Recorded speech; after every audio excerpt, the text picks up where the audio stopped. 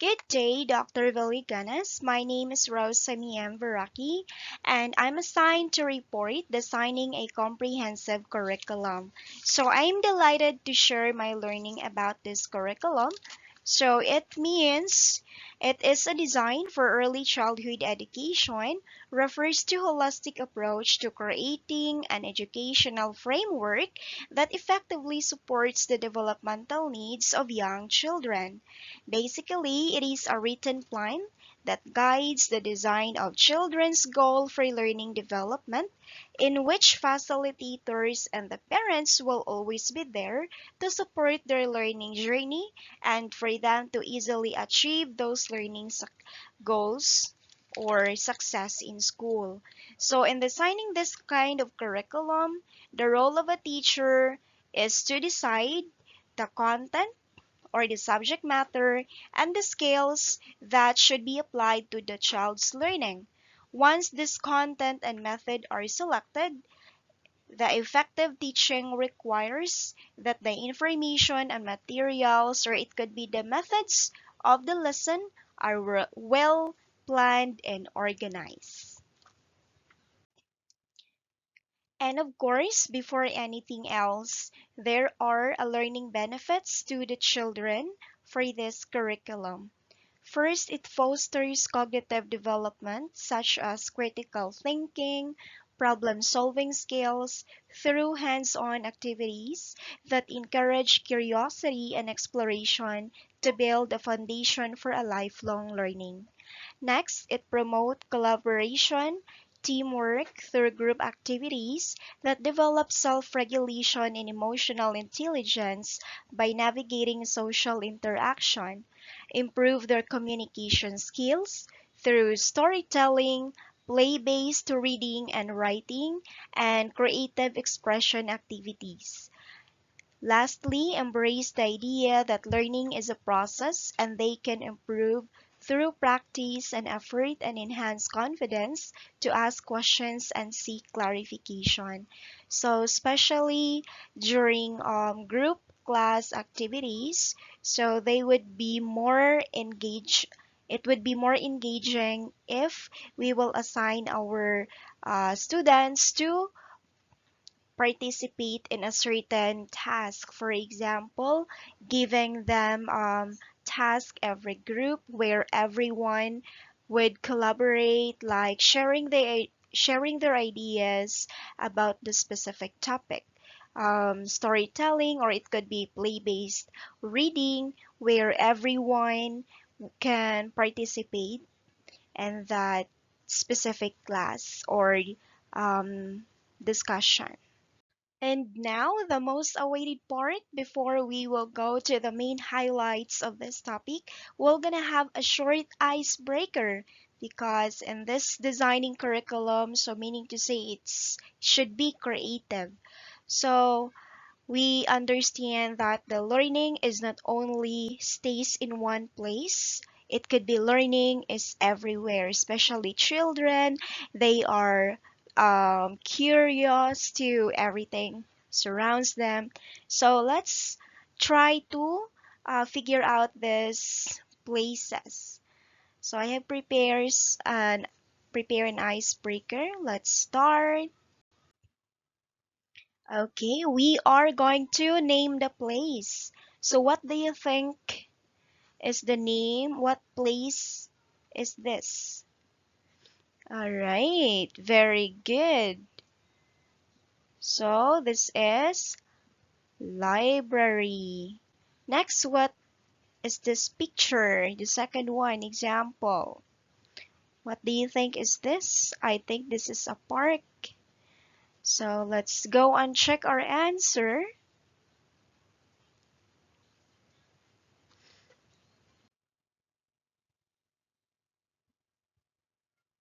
Okay, library. Okay. The next part is park. Very good.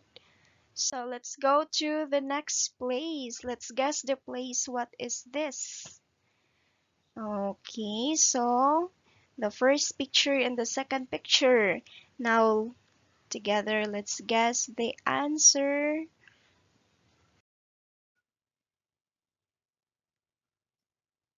All right, pet shop, school bus. Good job. All right, thank you. So now designing a comprehensive curriculum. What's on your mind when you saw those kind of examples? So it means that learning is not only stays in one place. Learning is everywhere. So now let's have a definition. The early childhood special education teacher tries to take advantage of all learning opportunities. In short, a comprehensive early childhood curriculum is thoughtfully designed roadmap for children's growth, encompassing various learning styles and promoting their overall well-being while preparing them for future academic success. It is also fosters holistic development of young children, typically from birth to 8 years old. So since birth, the child is already learning. So as we can see from the previous icebreakers examples, children are very curious.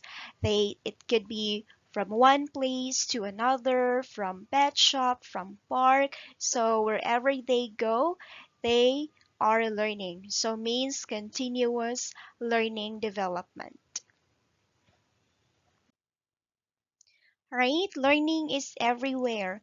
Although the teaching is usually accomplished in school setting, a child learning is not limited to school rooms, school building, in the park, public library, pet shop, public places, and many more.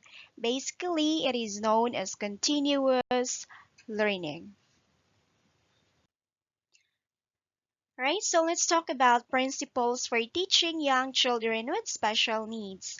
So let's teach the whole child approach together with social and emotional learning aims to build skills and foster behaviors to accelerate students' progress and help them navigate through life. It has four domains: physical, cognitive, social, and emotional skills.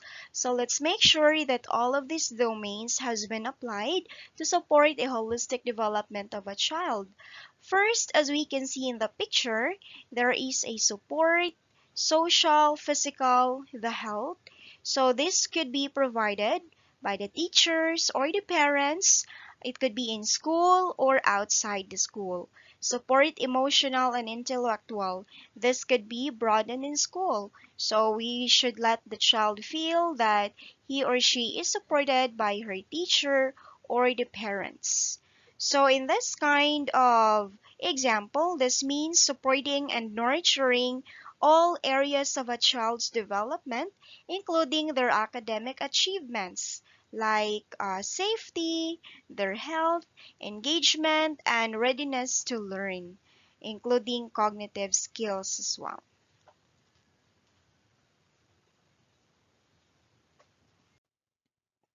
Right, so one of the example to support a child's holistic development is to work with the family.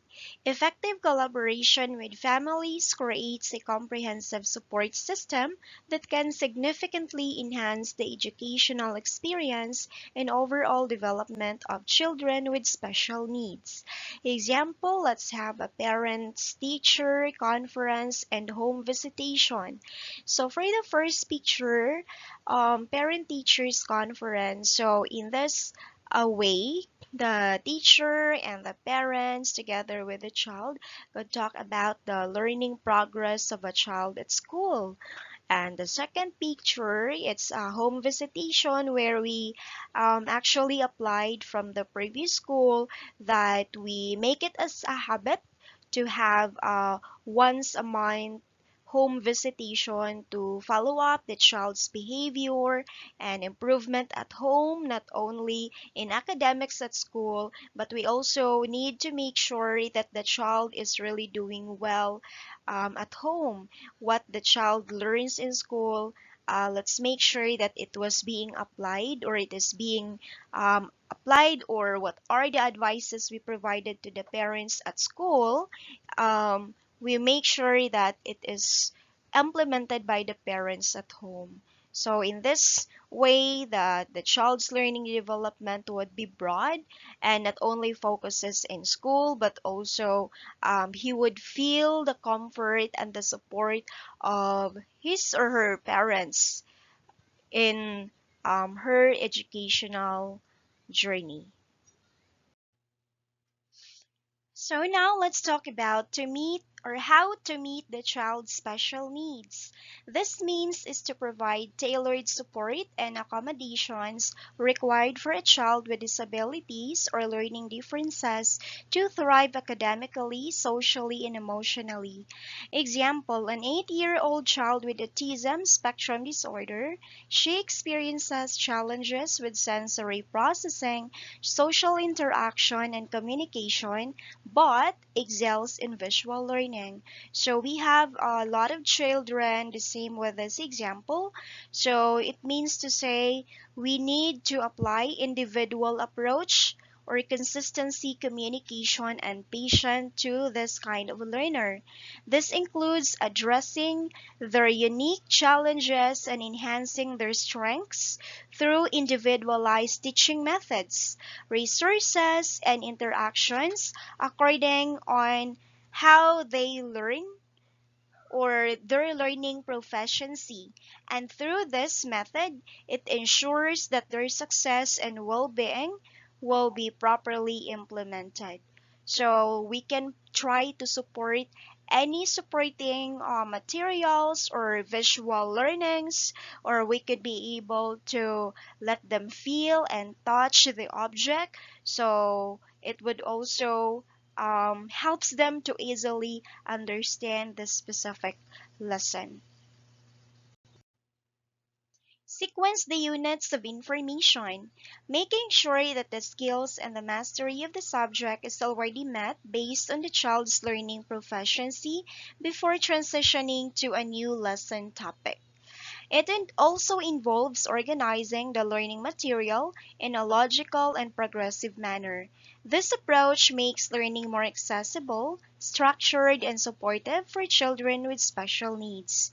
For example, their daily routine from school and at home. So this means ensuring the child can grasp and retain concepts smooth as effectively.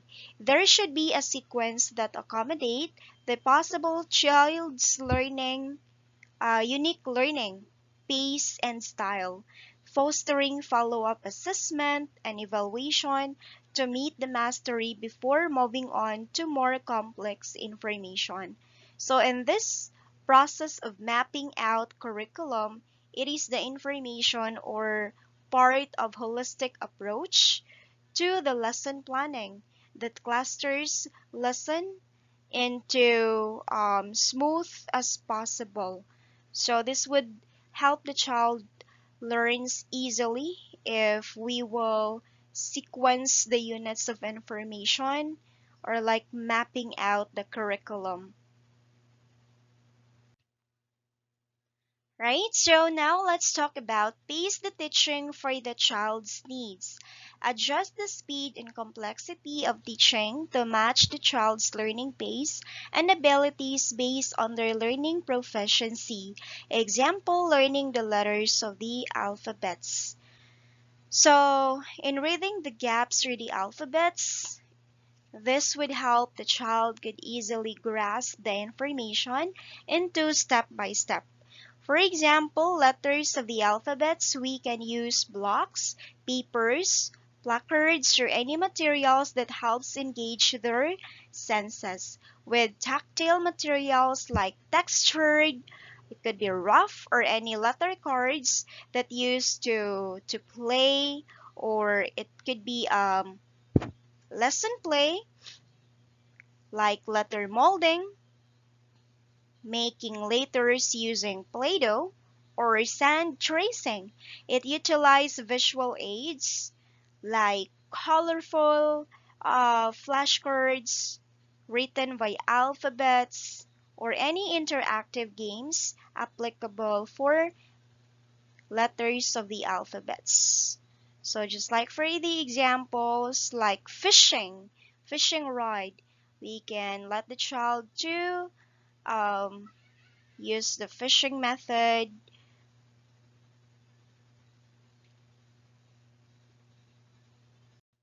Finally, let's have reward the child's efforts. So what does it mean? By using simple compliment and acknowledgement, finally rewarding our children's effort that really means a lot to them. It helps boost their self-esteem and adapt a sense of purpose. To see their self or to appreciate their work is something that other than means to an end. So it also promotes the feeling that he or she is special and she's contributing something larger, that her hard work is worthwhile. It also increases motivation and it inspires them.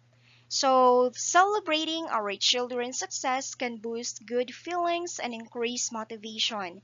It can inspire the kids to be more cooperative, persistent, and hardworking. It also helps child emotional growth and is more likely to produce the desired behavior and improvement you want from your child. Example, by using the simple compliments, good job, congratulations, very good, well done, and many more. And of course, we have to consider the four major considerations of curriculum design. These are the purposes that are to be accomplished through the curriculum plan. Second, the educational experiences to achieve those purposes. Third, the effective organization of the learning experiences of the children. Lastly, the evaluation to determine whether the goals and the objectives have been reached. Each is discussed in the following section.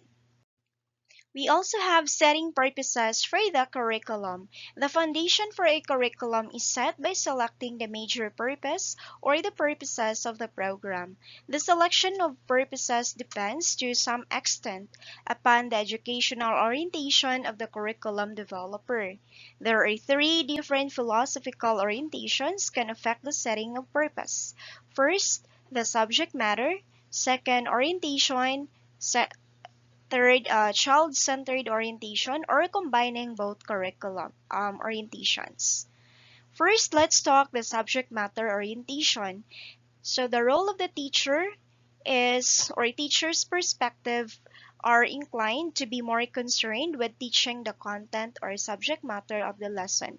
The curriculum is organized to adjust the order or the speed and complexity with which the subject material is presented, often called a basic skills approach to curriculum development. This view sets goals of competence in the fundamental skills of basic subjects that each child is expected to acquire. Right? So subject matter orientation benefits. Focus to learning knowledge, building, critical thinking, engagement, skill development, real-world connections that fosters children's everyday life by making learning more meaningful and excitement.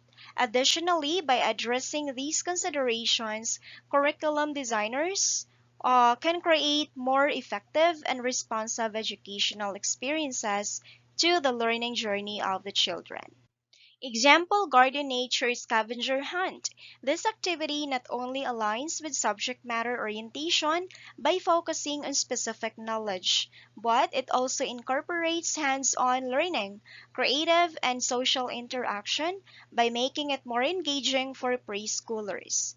Second, we could also encourage children to ask questions and share what they know about the nature or any different creatures surrounds them during this activity. Child-centered orientation benefits. Child-centered orientation benefits are preschoolers by fostering their natural curiosity and independence, promoting engagement and deeper understanding of concepts, or enhancing self-esteem and encouraging social and emotional development through collaborative play and exploration. It tailors learning experiences to individual interests and needs of a child by making their education more relevant and enjoyable for them. We also have the examples finger painting, making collages from scraps, or exploring different texture with Play Doh. The focus is on exploration and self expression. The key is to provide a supportive and stimulating environment where every children can learn and grow at their own pace. So the benefits: cognitive development, physical development, social and emotional development that could foster holistic child's development.